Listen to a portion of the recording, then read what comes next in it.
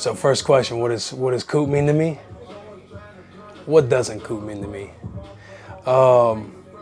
Coop is somebody who's very quiet and reserved, and somebody you feel like you have to get to know because there's a guard up for whatever reason. But when you do get to know him, you realize like he's very observant and trying to find ways to connect with you that might not be like extroverted. In his approach with training and even our relationship, like I've been with Coop now for like 3 years. I've trusted him with my off-season training.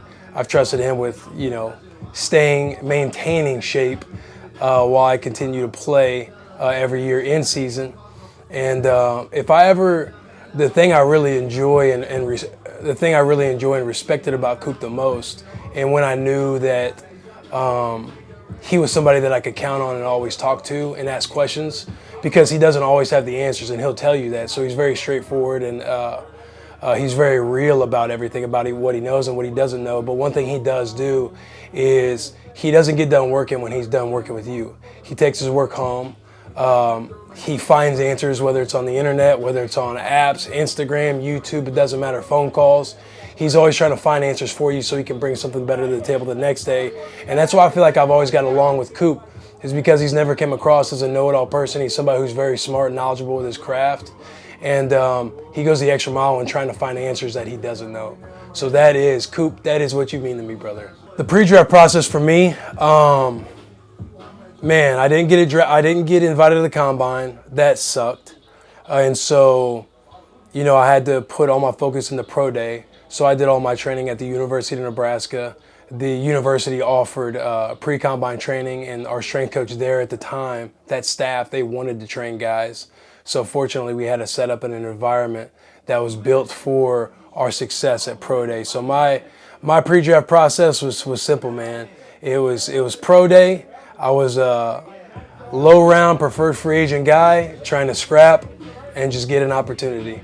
So the advantages of training at an external place, if your university, like in my case, like our university was really good to us, so it catered to us, but guys did go train elsewhere. The advantages of training elsewhere is you get that inclusivity in that one-stop shop of everything. Like everybody is all hands on deck on trying to prepare you for the next step, which is the combine. Hopefully, if not, it's pro day.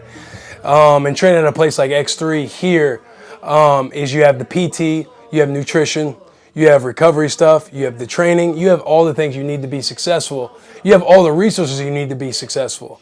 So those would be the advantages of training elsewhere. The mentality you need to have to get to the next level is ultimately nobody cares, work harder.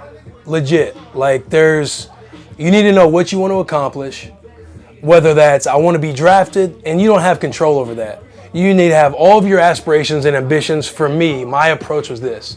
I wrote down everything I wanted, from ball, from the game, from what I wanted to accomplish. Whether or not that happened, it didn't matter. I wrote it down. I wanted to dream big. I wanted to be ambitious. Now you have the what. You start with the end in mind. I would backtrack. From what? How am I going to get there? How does an NFL linebacker eat? How does he sleep? How does he train? What is he reading? What is he listening to?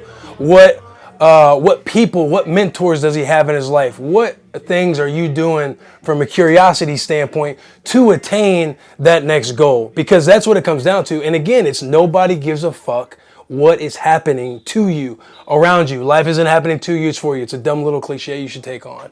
And then ultimately, that how method, you got the what, you got the how, and then it's why. Why do you want this so badly? Because the days that you don't feel like doing it, because they happen. Day 1 Will Compton isn't going to be the same as day 30 Will Compton.